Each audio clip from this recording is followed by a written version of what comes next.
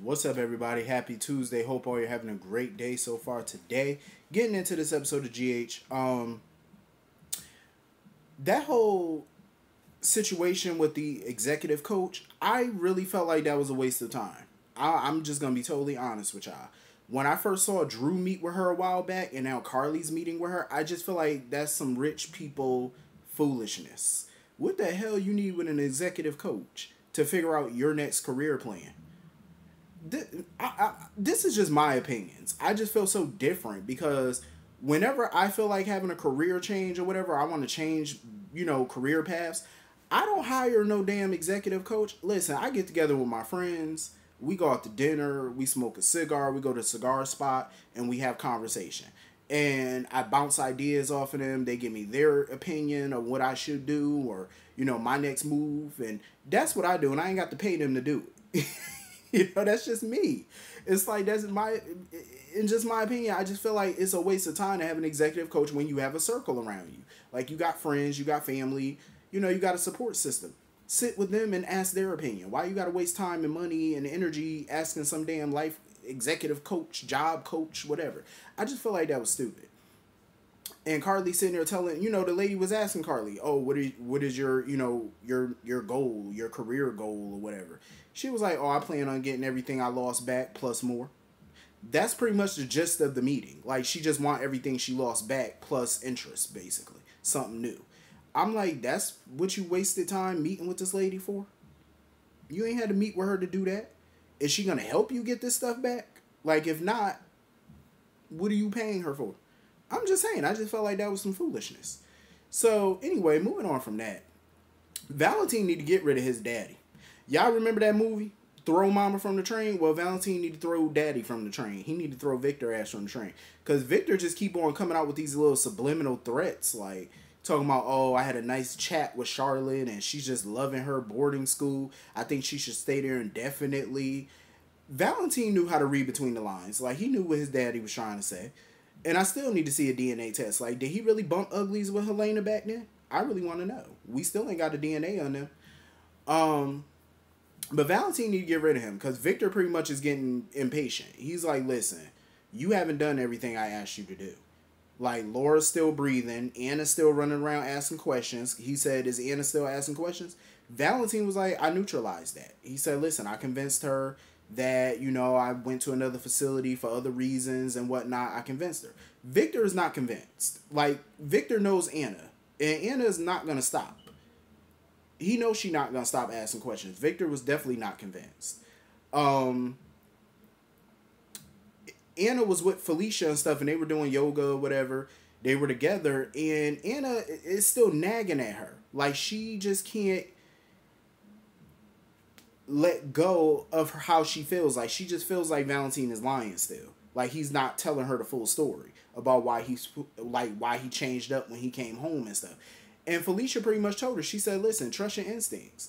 If you feel like he's not being completely honest with you about what he was out there doing or whatever, you need to follow up. And that's what Anna's going to do. She's just going to keep looking into it because she don't buy it. And that's going to get dangerous in the long run because that's what Victor's worried about.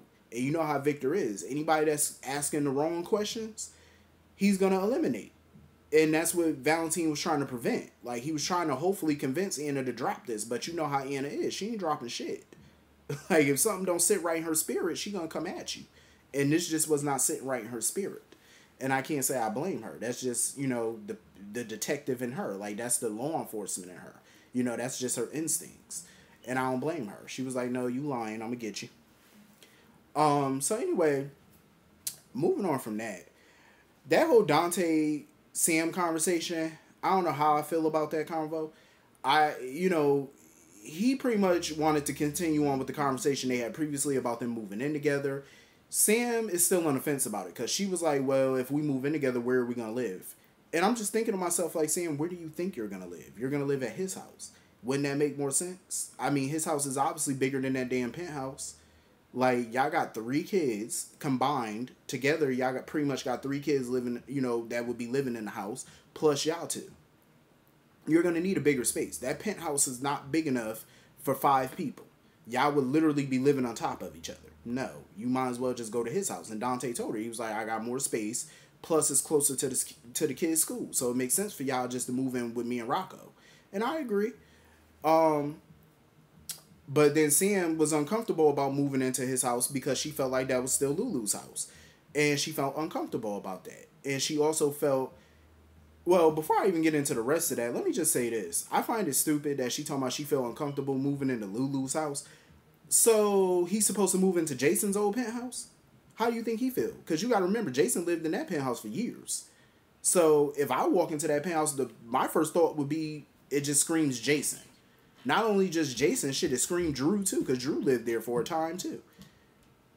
So it's like, come on now. If you're mad or you feel uncomfortable because that's technically, you feel that's Lulu's house, how you think he feel about moving into Jason's house? How you think he feel? Come on now, it's a two-way street. And then she's sitting there talking about, oh, I still feel like you and Lulu got unfinished business. Ma'am, that woman is in a coma. I'm just saying, the woman is in a coma. What unfinished business? Like, at this point, as much as I kind of like Dante and Lulu together, Dante and Sam together, I'm at a point right now, I would be perfectly okay if they broke up. Because I don't see this relationship going no further than where it is. I don't think it will. And I honestly don't think Sam wants it to go any further. I don't think she do. I don't think she do. Because my whole thing is, if you're worried about him and Lulu still having unfinished business, and Dante had to convince her, he was like, listen, Lulu was already seeing somebody else before the bombing. She had moved on at that point. He said, we were divorced. You know what I'm saying? But my whole thing is, if she feels they got unfinished business, why are you with him? That's what I don't understand. Why are you with him, getting invested with him? Your son is getting invested with his children. They're all mingling and stuff and bonding and all that. And he's bonding with your kids.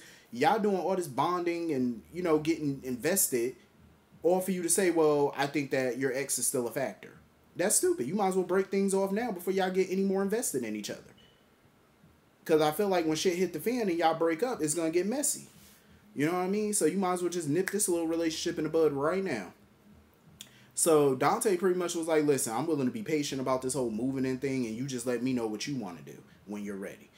So he had to leave, and then she looking over, and she looking at Drew and Carly laughing and stuff, kikiing and all that foolishness. I don't know, like, do I think she still got feelings for Drew? It could be, because that look that she had on her face when she saw the two of them together, I don't know. That just told me that there might still be some feelings there for him or whatever. So, I don't know. But I feel like her and Dante just need to nip that shit in the bud ASAP. So anyway, moving on from that, Ava was ready to sign these divorce papers. Ava said, listen, I'm going to give this bastard what he want. I'm going to give him his divorce. I'm just going to go ahead and file this, sign these papers. Because Scott was like, listen, what y'all trying to do? Because Scott was getting impatient. He said, listen, y'all still got these divorce papers. I ain't seen no divorce come across my desk. Are y'all staying married? What y'all doing? Ava said, hell no. Until Nicholas showed up and was like, I need to talk to you. So pretty much Nicholas was like, well, if Esme's body turns up and she is in fact dead, then that's going to be bad, because then the cops are going to be asking a bunch of questions and they might force me to testify against you. If we're divorced, I'm going to have to testify against you. So Ava was like, all right, cool. She was like, fine, we'll stay married. So then here go Nicholas. So you coming home then? She said, hell no. Ava said, hell no, I'm not coming back to that house. He said, so what am I supposed to tell people? She said, bitch, you figure it out. I love Ava. Because, listen, I feel her in that shit. Like, first of all, you're asking for too much. Like, one, you're asking me to stay in this raggedy-ass marriage after you done fucked this little girl. Two, even though she legal, but technically to Ava, that's still a child to her. You know what I'm saying? Even though Esme is legal, like, you still a kid to her. But it's like, you done messed around with this girl in this house and you want me to not only stay in this marriage. And Ava was like, listen, the only reason I'm staying in this marriage is to protect myself. That's it. She was like, this is business only at this point. And now you're asking for more? You want me to move back into this house of hell? No. Ava said, she said, nope. I don't give a damn what you got to tell people. That's for your ass to figure out. I already did more than enough for you. She said, nope, you want to stay in this marriage? You want me to be in this marriage? I'll be in it. But I'm not going to. She said, nope, you figure out what you want to tell the general public. Good luck. So anyway, Obrecht met Cody for the first time and stuff like that, Obrecht was hilarious. She was like, yeah, Britta, she's been dating a lot of men. Britt was like, Ma, stop. But I ain't mad at Obrecht because she was like, listen, I got to let him know that, he got competition, that he needs to step his game up because, there's other gentleman callers out there for you. But, Obrecht did say something that was true to Britt. She was like, listen, because Britt was like, oh, he's not perfect.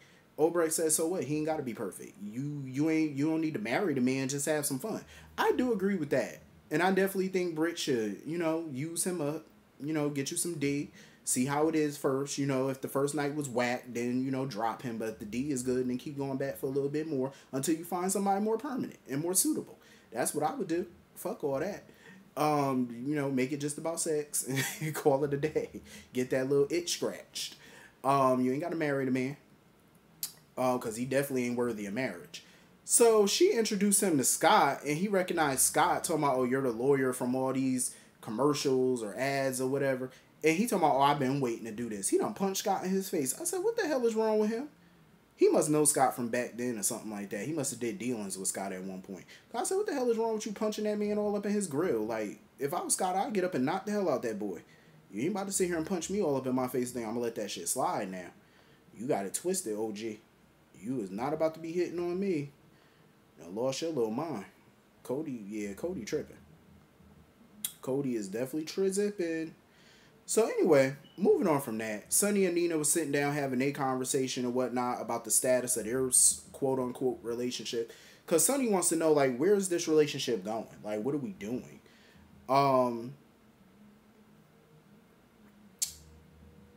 Until they got interrupted by Smoke. Smoke's pretty much jumped up in there, asking him all these questions about Sasha, talking about, oh, do you have a comment on Sasha? Sonny said, listen, get your ass up out of here. Sonny was ready to whoop his ass. Nina had to hold him back.